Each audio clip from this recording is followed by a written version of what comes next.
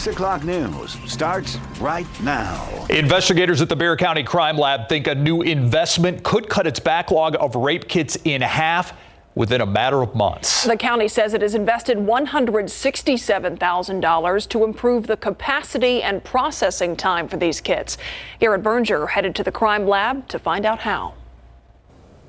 9 people in the Bexar County Criminal Investigations Laboratory are responsible for processing the sexual assault evidence of BCSO, SAPD, even many Laredo PD cases that have piled up into a sizable backlog. Approximately 600 to 700 cases. It can go back about 6 to 7 months. Part of the backlog has resulted from taking time to prepare some new machinery. But it's machinery the supervisor of the DNA section thinks will now help speed things up. Foster says before he might be spending all day here analyzing just one kit for the initial processing. With the new machinery, he's able to skip that step and go straight to extracting DNA from multiple kits simultaneously in just a matter of hours, while freeing up himself or other forensic scientists for other work. The analyst can step away, allow the automation to take place, and that analyst can work on the downstream applications. And it's allowed them to institute a new process where they'll look for indications of male DNA early on in the analysis. Since most sex assault cases are a female victim and male suspect, that allows them to determine if a sample will end up yielding any useful DNA. And if it won't, they can stop early on. With all those things in mind, Foster hopes they'll be able to take a big chunk out of the backlog fairly quickly. I fully expect us to have or decrease this backlog in half, and the turnaround time, I hope, in half within those 4 to 6 months. Helping move things along for investigators, victims, and even innocent suspects. If we have the ability to eliminate that individual as the potential genetic donor, that obviously benefits that individual. Garrett Berger, Ksat 12 News. New at 6, the Bexar County Sheriff's Office opening a criminal investigation into the recent flight of migrants from San Antonio. Nearly 50 Venezuelan migrants were picked up from around the Migrant Resource Center and flown to Martha's Vineyard last week. Florida Governor Ron DeSantis has taken credit for that flight to the Massachusetts vacation hotspot. Sheriff Javier Salazar saying that migrants on board were promised jobs and housing when they arrived, but that did not happen. And I believe that they were preyed upon. Somebody came from out of state, preyed upon these people, lured them with promises of a better life, which is what they were absolutely looking for, and with the knowledge that they were going to cling to whatever hope they could be offered for a better life, to just be exploited and hoodwinked. The migrants on those flights were already processed by immigration authorities. Now LULAC is also getting involved. Tonight on the Night Beat, what that group is doing to help protect migrants from getting into a similar situation. The 2 families whose loved ones were killed 3.5 years ago in the Inagua Springs neighborhood are calling out Sheriff Javier Salazar and the Bexar County Sheriff's Office. The Bribiescas and Montez families, along with their attorneys, announcing they have sent a letter to Texas Attorney General Ken Paxton requesting the Texas Rangers take over the investigation into the 2019 deaths of 10-year-old London Bribiescas, 16-year-old Alexa Montez, and their mother, Nicole Olson. The 3 were found dead in their Inagua Springs home. The medical examiner had ruled the case a murder-suicide. Sheriff Salazar had directed investigators to keep looking into the case, though. The families say since 2020 they haven't heard from the sheriff's office and have often felt attacked by the sheriff. He's on horses and he's showing off new boats and he's showing off new tech and he wants to talk about how great he is, but he doesn't like anything that shines a negative light upon him. So it's horrible, but it makes sense that he doesn't want to talk to us because I think we're a constant reminder of the fact that he made a lot of mistakes on this case. The Attorney General's office has received the letter from the families, but no decision has been made. We reached out to the sheriff's office. The sheriff wasn't available for an interview today. His office sent a statement saying they have not seen the letter and BCSO continues to investigate the case despite the assigned investigators' difficulties in getting information from the family's attorney. In part, it reads, quote, the assigned investigator will continue to devote his efforts until every facet of this investigation has been completed in order to provide closure for the families of Nicole Olson, Alexa Montez, and London Bribiescas, end quote. One man, two stabbings. Police say the same suspect is behind two seemingly random attacks early this morning. The victims attacked within minutes of each other on the southeast side. The first stabbing happened outside of an H-E-B on South New Braunfels around 3:15 a.m. when a contractor was emptying trash cans. Police say the 62-year-old was stabbed in the back. His attacker ran off towards South Cross. A few minutes later, officers tell us the suspect attacked a man sleeping at a bus stop in the 2100 block of South Cross. Both victims taken to BAMC. They are expected to be okay. Police say they followed a blood trail, then searched until they found the suspect on Goliad. He's now facing 2 counts of aggravated assault with a deadly weapon. The New at 6, an organization dedicated to the families of fallen firefighters, finding ways to prevent deaths in the first place. Firefighters from around the world convened here in San Antonio today to improve safety standards. A father who lost his son in a well-known fire tells our Courtney Friedman how the standards are constantly being raised. Kevin Wojak was one of the 19 Granite Mountain hotshot firefighters killed while trapped in a fire in Arizona in 2013.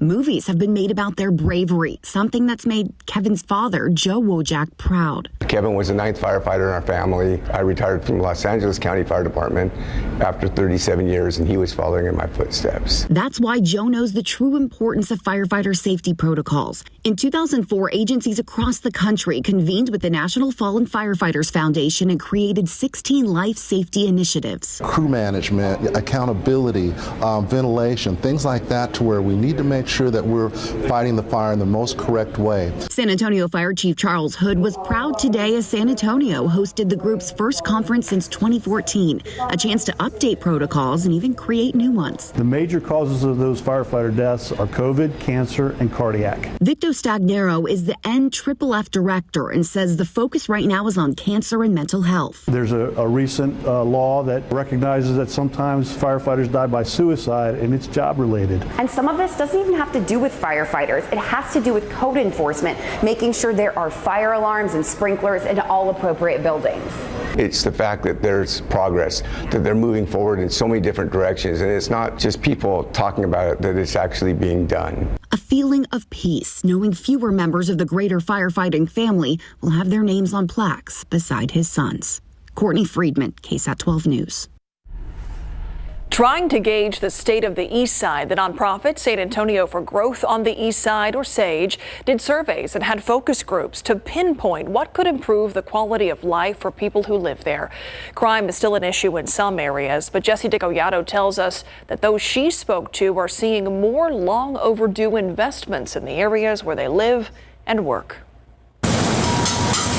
Yvonne Lopez has been cooking about a year at a Mexican restaurant on East Houston, not far from where she lives. Hemos mirado más mejor. Lopez says she's seen her neighborhood, like others on the east side, improving over the last 3 years. So has her boss in the 4 years since she and her sister took over Papi's, the restaurant their mother once owned. People talk about the east side, and now people are like, oh wow, it's growing, or did you see that they're doing something new here? New condos have gone up where once there weren't any, and there are recently remodeled, freshly painted homes in neighborhoods that can still show their age but show promise. They hear about it from their customers at the restaurant. New workers would come like, oh, we're working on this house now. Oh, we got a house here or a business here. Who better than seniors would know how much the East Side has changed? It's kind of, I would say, on the fence of trying to get there and still wobbling, not knowing in what direction, in my opinion, to where it's want to go. Like many of the others at the District 2 Senior Center, Jackson has lived on the East Side most of her life. She remembers when it was at its worst. The drugs was the job of choice that took those lives. Although she believes much of that has gone elsewhere, Jackson says besides better neighborhoods, the East Side needs more options for families and young people to enjoy to reinforce its sense of community. Jessie DeGollado, KSAT 12 News. I want to show you a traffic trouble spot right now. This is I-35 in Salado Creek. That's where this camera is, and you're looking out towards 35. They're moving people over. There's an accident at 35 in Shipman, which is just up the road. Again, this is I-35 in Salado Creek. You can see they have one, maybe two lanes blocked down there. It's a short detour, but it is backing up traffic. quite some way. A U.S. Air Force software development unit, the 90th Cyberspace Operations Squadron, the newest tenant inside the historic San Antonio Light Building downtown. They're charged to be the best in the world at delivering solutions for cyberspace operations. Max Massey explains the squadron's mission, their recruitment, and their investment in the future. This team here is ultimately building the software that our operators need to ensure that we remain safe, and that if we need to defend forward, that we're prepared to do that. Lieutenant Colonel Casey Miller goes by Waldo, and this is his second time being stationed here in San Antonio. I was very, very grateful that the Air Force was willing to bring us back to San Antonio, and then beyond grateful that they made me the commander of the 90th, because it's just an unbelievable mission with unbelievably incredible and talented people. He tells me this is an exciting team of more than 220 people here in the Light Building. They chose the location because of the proximity to the growing downtown San Antonio talent and the flourishing local colleges. Our entire mission is ultimately predicated on our ability to recruit and retain the best talent in the world when it comes to software development. And not only does this newly renovated Light Building add a lot to downtown San Antonio, but there are life-saving military operations going on inside each and every day. The importance of this mission, or this unit in particular, and the mission cannot be understated. So at the end of the day, we read in the news every week about new cyber attacks against our country, about our critical infrastructure, about companies here in the United States. Waldo says the growth within the Department of Defense as it relates to software development, that growth continues more and more. And the interactions with our local universities, well, those interactions are vital. So we do have jobs that will be opening up in about a month or two, and we are looking for, again, the best in the world to be applying. Max Massey, Ksat 12 News. Let's take a look outside with live cam right now. We got those big puffy clouds out there today, and hopefully they gave you some shade because there's plenty of heat to go along with it, Adam. Yeah, our weather pattern is going to be more indicative of a typical August weather pattern than what we would see in mid to late September. Okay, let's take a look at the radar. Some of those puffy clouds developing a few showers far east of town.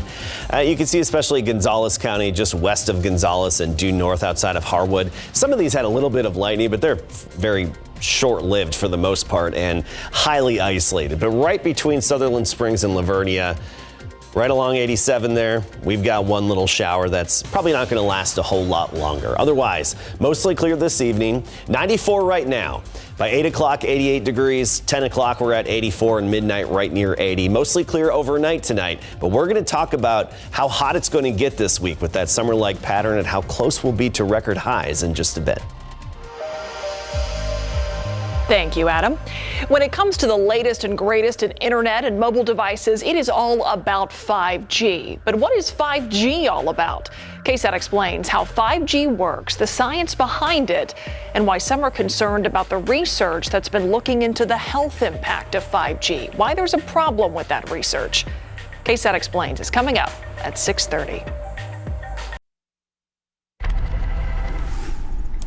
Look outside with Sky 12 flying above Mission San Juan this evening. I was so hopeful after the mornings last week that maybe things were starting to cool down. Yeah. Then the weekend arrived. Well, and now, I guess we still have a chance to break the all-time record for 100 degrees. That's just how hot it's going to be. And I think this is going to be our last opportunity to do so, with our high temperatures getting just up near 100 this week. We're already well past our average last 100 degree day, and the latest on record was September 28th. Okay, so we have done it this late. All right, let's first take a look at our forecast here going forward. And notice tomorrow, 95. Today, by the way, we hit 96 degrees. The average is 89.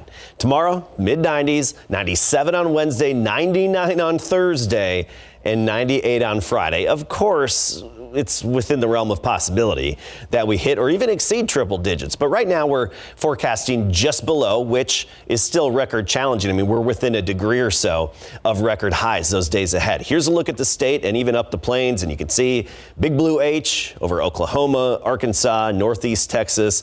Wichita, Kansas at 97 right now. Little Rock, Arkansas at 94 degrees. We've got the heat. We're currently at 94 here, 92 Oklahoma City. That high is going to drift basically directly overhead. by the middle part of this week. So we're going to boost our temperatures a little bit more. That big blue H pressing down on us just like it typically would in the summertime. And our afternoon temperatures will be the same as our average afternoon highs in August. Right now, Hondo 95, Seguin 94. On the south side at Stinson Airport, 96 degrees, and Bernie at an even 90. But you notice the humidity. Still pretty sticky out there. Dew point 60s, right near 70 degrees, so we're feeling that mugginess. Here's what's going to change, though. We'll have some very dry air overhead later this week as that upper level high settles overhead. And that drier air is going to mix downward in the afternoon. So yes, it's going to be warmer, upper 90s, but at least our dew points will be dropping down into the 50s. That's during the afternoon hours. Still muggy mornings, but dry afternoons with a lack of humidity. And you won't notice the mugginess. It'll be more of a dry heat for the afternoons later on this week. All right, let's talk rainfall. Today we had a little bit out there closer to the Gulf Coast and even creeping into Gonzales County, and one shower popped up in Wilson County as well. But this activity is coming to an end, and overall, big blue H, upper level high, this is going to be settling in and deflecting all the active weather around us. You can see shower activity up in the plains from Colorado, even eastward into Missouri. But with the upper level high overhead, we're not going to tap into any of that. By this weekend, it breaks down, moves out of town, and it opens the door for a shift in our weather pattern, which will probably be a weak cold front Sunday night into early Monday morning. But right now, nothing to get too excited for if you really want that fall-like feeling out there. All right, let's talk about Hurricane Fiona, Category 2 hurricane. Max sustained winds now at 100 miles per hour, gusting up to 120, moving to the northwest at 10 miles per hour. It's going to arc northward and likely strengthen into a Cat 3, then maybe even a Category 4 by the middle part of the week, and that would be winds of sustained of 130 miles per hour. It is a potential threat to Bermuda, but right now odds favor it being just west of Bermuda, but still potentially impacting that island, but staying away from the east coast of the United States. All right, let's talk about our forecast tomorrow morning. 75 in the morning. You'll notice the humidity. Decent amount of cloud cover to start the day. The low clouds early. Then by the midday hours, we're talking noon, bright sunshine, 88 degrees, southeasterly wind at about 5 to 10 miles per hour. Partly cloudy and 95 by the afternoon. There could be a few showers closer to the Gulf Coast tomorrow afternoon, but I think predominantly just another sunny day with those patchy fair weather cumulus clouds. Converse tomorrow, 94, Sabinal 95, and Seguin a high of 96. And there we are. The irony here of this forecast, the autumnal equinox is on Thursday, and that's when we're going to be 99 degrees, right? Nice. Mm-hmm. Yeah. Thanks, Adam. All right. UTSA playing in front of one of the biggest crowds, if not the biggest crowd they've ever played before. They did very well. You know, I was there, and I know they were sad they lost, or upset they lost, but I even told this Frank Harris, I said, you know, what a great effort. You guys should be proud of that. When we come back here, what an effort for UTSA, hanging with Texas here for 3 quarters before over 102,520 people. That's a crazy crowd. And passing out the hardware for the Ksat Pigskin Classic starting today. Coming up. As the UTSA Roadrunners prepare for Texas Southern this Saturday in the Alamo Dome, they can take time to reflect on their performance against the Texas Longhorns on Saturday night in their first ever meeting. First of all, they played before the largest crowd they've ever appeared before, 102,500 fans on hand to see this one. The third largest crowd in DKR history, and at one point led the Horns by 10, 17-7. Brendan Brady able to score a 2-yard touchdown right there. And then on the ensuing kickoff, the Roadrunners go for the onside kick, and they recover it to set up another touchdown. This one, Frank Harris, who's lateral to Brendan Brady, and then Brady unloads a 35-yard touchdown to Zachary Franklin, who makes an incredible catch. And look is there to cheer him on right there. That is Spurs' Keldon Johnson. The Roadrunners do fall 41-20, but what an effort. On that play, I'm just hoping Zakari's the dude. That's the thing. On that one, they say if anything's there, let it fly, and that's what I did. We practice that, we work on it. Something that we have in our gadgets, but you know, it wasn't the best throw, but it connected, and Zakari made a play. Huge play. I'm proud of him. Made me look good. That looked great. Now, they do have more injury issues on their offensive line they'll have to work on before hosting Texas Southern, 2:30 Saturday in the Dome. Texas Longhorns survived upset-minded UTSA with an unbelievable second half as they outscored the Roadrunners 24-3. Part of that comeback was the performance of Heisman Trophy candidate Bijan Robinson, who came up with a career-long touchdown of 78 yards to open up the second half to finish with 20 carries for 183 yards and a total of 3 touchdowns. Now they have to get ready to face Texas Tech in Lubbock this Saturday to open up play in the Big 12. Credit UTSA. They came up with a heck of a game plan and really challenged us. And I credit our players for their resiliency to overcome the adversity that we got faced with. So all in all, that was a good win for us. I think we needed some of the things that happened in that game. I think those are things that we can build from and grow from. And that was the end of kind of the preseason. We got our work cut out for us heading into a hostile environment. So we need a great week of preparation. All right, kickoff in Lubbock on Saturday afternoon for the Horns is set for 2:30.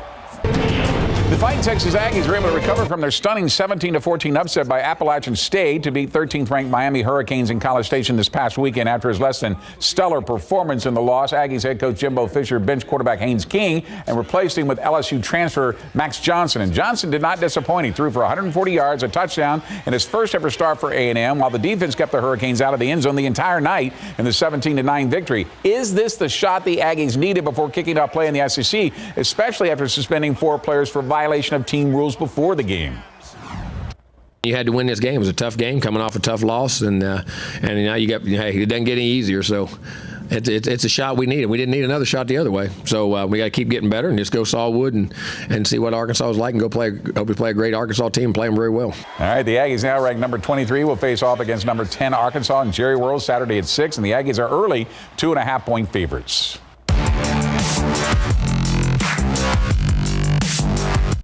For Steel, the Night Nation, I present to you the first annual Ksat Pigskin Classic 2022 trophy football for your championship. Congratulations. Well, we made the rounds today to pass out the hardware for the winners in the first annual Ksat Pigskin Classic 2022. We're up early today to hand the Steel Knights their trophy football. That's after their incredible 35-34 comeback victory against Brennan in the final game of that triple-header in the Alamo Dome to earn the #1 spot in 12's top 12. I think the breaking news there is I'm losing more hair than I thought. Well, we're going to work out something on the telestrator where we can try to fill it in, but yeah. Sorry, we tried. Yeah. Thank you, Greg. You're welcome. Still to come here at 6, Ksat explains what is 5G, how does it work, and research into the health impact next.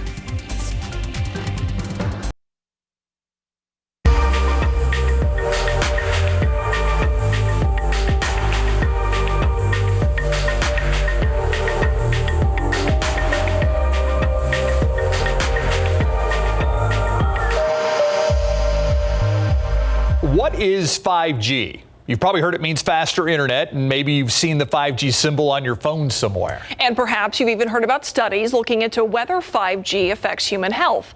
In this case, Ksat explains, we're breaking down what you need to know about the research so far and what makes 5G different. Well, I say what it isn't Wi-Fi. It's 5th generation. That's what 5G stands for, 5th generation. It's not a specific technology. It's actually a standard. The 5G defines a performance level for a network. That performance level is set by the International Telecommunication Union. It's an agency of the United Nations. The ITU sets the technical standards needed to keep the entire world communicating and connecting. They essentially say, hey, here's the level of performance needed to make sure everyone around the world is able to use all their ever-advancing devices seamlessly. It's up to companies to put the technology in place. One of the requirements of 5G is to have 1 million devices supported within a square kilometer area. That's by definition. The giant brick cell phones of the 80s, that represented the first generation. Then came 2G, which allowed us to make calls and send text messages.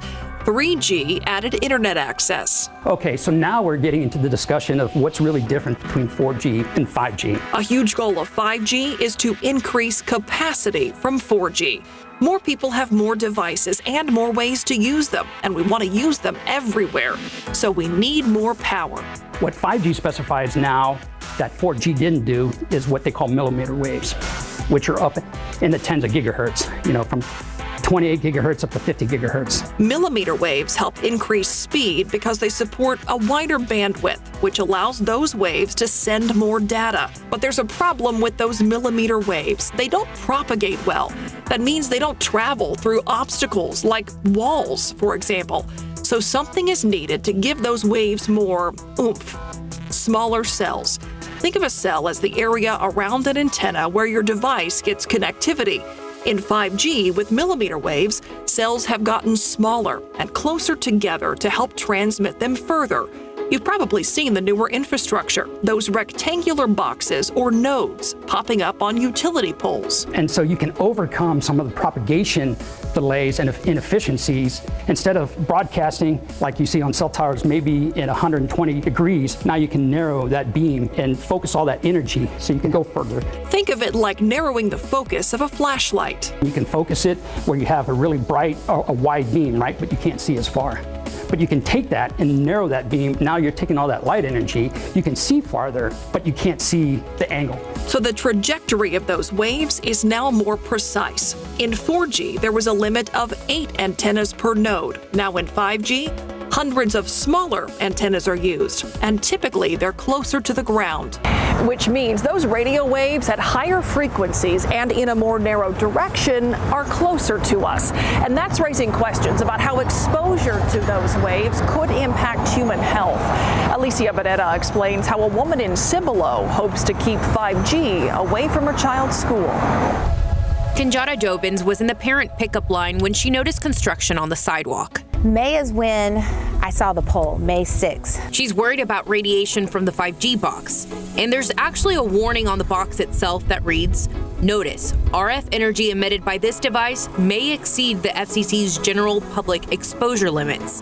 Stay at least 2 feet away from the device." You're going to be exposed to radiation, and I get that, but there's some radiation that's, according to the FCC, that's safe, and then there's some that's concerning, like a 5G pole. Dobbins says no warning was given by the city of Cibolo or the wireless provider. We found there are very few regulations for the placement and construction of 5G towers in the state of Texas. They seem to have their hands tied because of a clause called right of way. We checked with the city of San Antonio too. Consistent with federal guidelines, San Antonio's right-of-way management division cannot restrict the installation of wireless tower poles in public rights-of-way more than 50 feet wide. But we don't allow proprietary poles for 5G nodes to be placed on streets that are less than 50 feet wide. So that pretty much keeps them out of residential areas. However, there are some regulations wireless companies must follow. There's an application that they have to make. They have to have proof of insurance, and then they have to make sure that they're only putting it on infrastructure within the city's right-of-way. In Cibolo, the city successfully negotiated the removal of 2 towers not in compliance with their zoning guidelines. The city of San Antonio tells us it has, so far, never removed any nodes. There are 725 of them. The nodes are clustered in the downtown area and north and northwest sides. You will see more and more 5G nodes over the next few years because that is going to become the standard. Yet, more people are challenging the standard. I think it's just important for AT&T or Verizon, whatever carrier, communicate with the community about the risk or the non-risk. Give us an opportunity to know what their science is. Studies have been done on the health impact of 5G, how what's radiating from those antennas affects us. But if you do a quick Google search, what you find can be confusing. So is there proven consistent reason for concern? What the research says and why there's a problem with it. When Ksat Explains continues next.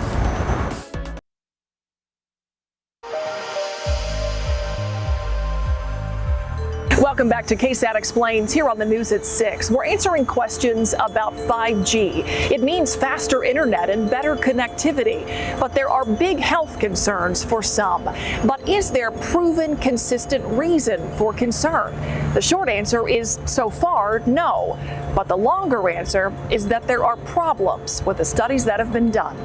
They were not conducted properly. Properly in the sense adequate controls were used. A little over half those studies showed an effect. The other number of studies didn't. But again, each of those studies you can look at and say, well, I know it showed an effect, but they didn't quite control for temperature, or they didn't really control for the type of animal that was being used, or some other challenge with the study itself that makes it unreproducible. So when it's not reproducible in science, we generally tend not to trust it. The studies looked at whether radiation from 5G technology could cause genetic damage. Just raising the temperature of a living tissue can damage the DNA. So if you aren't controlling properly for that effect, then you might find a false positive result. Because of those problems, we will not be able to conclude either way whether radio-free 5G induces genetic damage or not. Dr. Vijay's latest publication highlights the need for more stringent, better controlled experiments.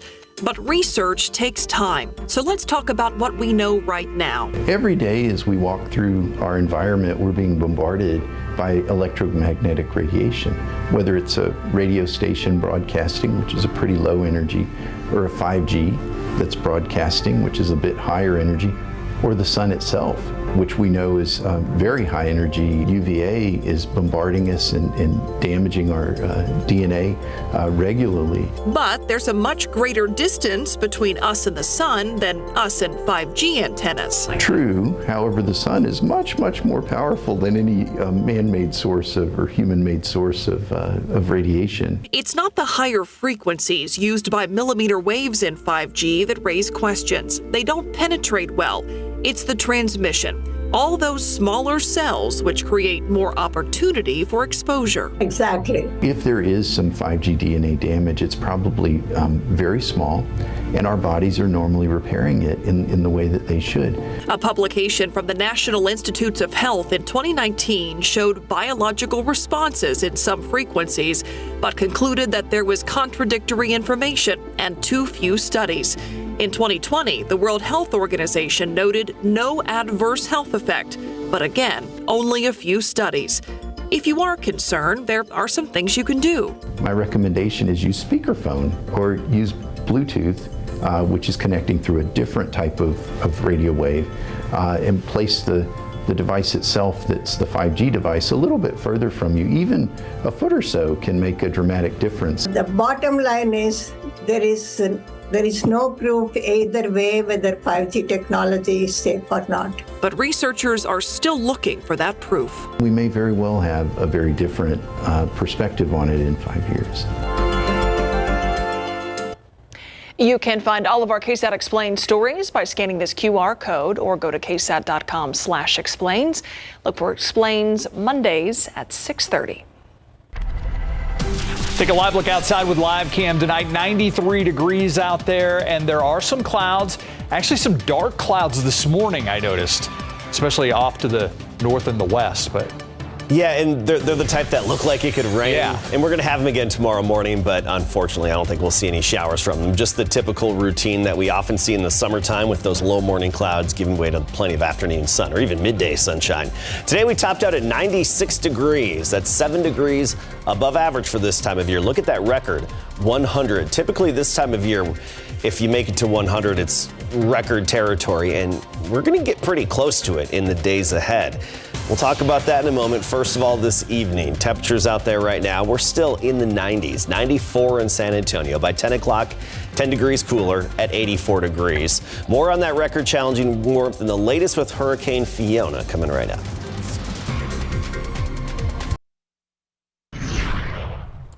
We officially hit fall this week, but the forecaster doesn't feel like it. yeah, we hit fall on the calendar. Yeah. Not necessarily on the thermometer. Well, astronomical fall. That's right. Okay, Not meteorological fall. Nope. Weather records have always been kept by the month. So fall weather-wise is September 1st. September, October, November. It's a more accurate way of keeping records. So meteorologically, we're in fall. It may not feel like fall weather out there, especially this week, as a summer-like weather pattern is going to pay us a visit. Our old visitor, the upper level heat high, It's going to be settling overhead. So we're talking near record high temperatures this week. And that puts us in the upper 90s near 100. Hurricane Fiona as well, churning into the Atlantic right now. Let's take a look at our radar today. A little bit of activity along the Gulf Coast. That's very common in this kind of a weather pattern. I think we'll have a bit similar of a situation tomorrow, but then we completely cut off the rainfall by Wednesday, even along the coastline, because that upper level high, the big blue H, it's going to settle in basically directly overhead over the next few days and just sit on top of us all the way through Friday, and then finally break down as we get into the upcoming weekend. And that's going to open the door for the potential of any disturbances. And I do think when it finally breaks down by Sunday night, we'll have a weak cold front move into town, but not the kind of cold front that gets you in the mood for fall weather and you have to necessarily grab the hoodie. That's not the way it's looking like right now. Let's talk about Hurricane Fiona, very well-defined eye now, just north of the Dominican Republic. Of course, this dumped nearly 30 inches of rain on parts of Puerto Rico and then parts of the Dominican Republic. This is heading to the northwest at 10. Category 2 storm, max sustained winds at 100 miles per hour. By the middle of the week, it's likely to become a Category 4 with max sustained winds of about 130. It's going to steer very clear of the U.S. East Coast, but it is a bit of a threat to folks in Bermuda. At that point, could be a Category 3 hurricane around Thursday time frame, affecting Bermuda. Otherwise, around here, 94 right now. See a few of those lingering patchy clouds. They'll be completely clearing out after sunset. Dew point at 96. We're feeling that mugginess, right? And that makes the air temperature feel like it's 3 degrees warmer than the actual reading. So the heat index is 3 degrees higher than the air temperature. And here's the key. These dewies this afternoon didn't drop that much. We often see them drop off a bit, at least, into the afternoon. They dropped off a little bit, but not much. We're feeling that mugginess. And tomorrow's going to be very similar. But then we get into Wednesday and Thursday and Friday. And with much drier air above us, we're going to see these dew points fall off during the afternoon hours. Still muggy mornings, but at least when the heat goes into the upper 90s, our afternoon humidity is going to really fall off, and you're not even going to notice it. So good mixing in the atmosphere in the afternoons ahead. So that's one, at least, consolation of having high temperatures well above average and even approaching record territory. Uvalde now 91 along with Carrizo Springs, 89 in Gonzales, 96 in New Braunfels, Canyon Lake 91, and Divine right now at 94 degrees. By tomorrow morning, we start the day at 75, and we'll have those low gray clouds again early in the morning. They should break by about 10 a.m., and then a lot of sunshine with just some of the fair weather clouds into the afternoon. 95 the high temperature, so mid-90s again tomorrow. Southeasterly breeze at 5 to 15. I do think we'll start the day in the mid-70s for most of us, but hill country lower 70s. Gonzales by the afternoon 97, same with Cotulla. Kerrville about 93 the high, Lavernia 95, and Lackland area, west side of town, about 94 for the high temperature. Notice later on this week, 97 on Wednesday, 99 the high temperature on Thursday. That's just within a few degrees of the record high. So, of course, it is within the realm of possibility that we do hit 100 degrees one, maybe two more times. And this should be our last opportunity to do so. But right now, the forecast keeps us under it. And, of course, the irony is not lost here. The autumnal equinox on Thursday when it's going to be 99 degrees. I don't know that I've ever heard anybody bash the equinox like you did. I did not. Calling it inaccurate? Well, no, not for weather records. Well, no, I'm just... You know, yeah, no, it's nothing for weather. It's an astronomical thing. Listen, we get this lesson every year. Yeah. There's a difference in what they do. Meteorological? Yeah. And astronomical? By the way, Equinox, a very good Styx album, in case you're wondering. Okay. In case you missed it, coming up next. Here's today's In Case You Missed It. It is Monday. It is September 19th. Maintenance crews making a gruesome discovery today. They found a body in a ditch near Judson and Tupperwine. This is in the city of Live Oak. Police say that maintenance crews at the Northeast Methodist Pavilion were working in the area when they found the body of a woman. They called 911. Officers have not released an identity yet, and it is unclear how this woman died. A man rushed to the hospital with a gunshot wound to the chest. San Antonio police say he was shot at a home behind a meat market. Officers say that victim then ran to this store on Flores Street for help, just north of downtown near Flores and Poplar Street. Witnesses told police they saw the suspect run away with a gun in his hand. The victim was taken to the hospital in critical condition. Investigators still don't know what led up to the shooting. Authorities in Massachusetts say that they have requested a federal human trafficking probe after Florida Governor Ron DeSantis sent about 50 Venezuelan migrants to Martha's Vineyard to shine a national spotlight on immigration issues. DeSantis has denied claims that the migrants were duped into taking the flights with promises of jobs that didn't exist.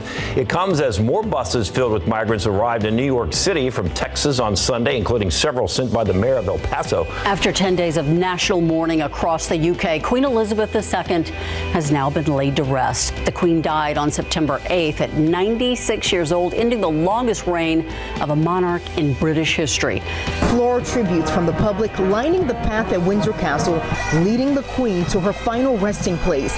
Britain's longest reigning monarch reunited with her late husband, Prince Philip, laid to rest at St. George's Chapel.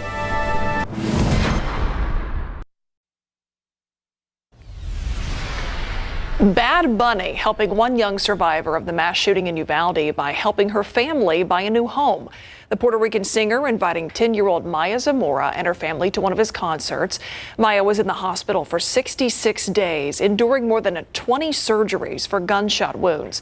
When she finally got out, she was scared to go home after she found out that the man who shot her and killed 19 of her fellow classmates and 2 teachers lived just blocks away. Bad Bunny was one of the people who donated money to the Correa Family Foundation, which is buying Maya and her family a new house. How about that? Good Bunny. Yeah. Bad Bunny doing something. Yeah. See you at 10. Or after Monday Night Football.